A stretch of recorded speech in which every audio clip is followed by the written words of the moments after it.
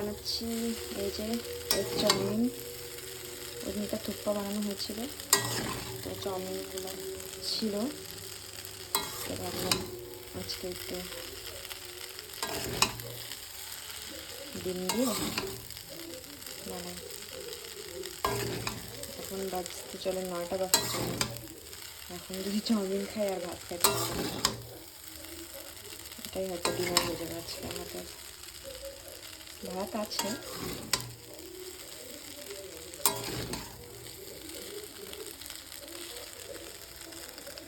পেঁয়াজ সসটা খুব ভালো, কিছু নেই, নর্মালি পেঁয়াজ টমেটো লঙ্কা ডিম ফ্রাই করে ম্যাগি মশলা দিয়ে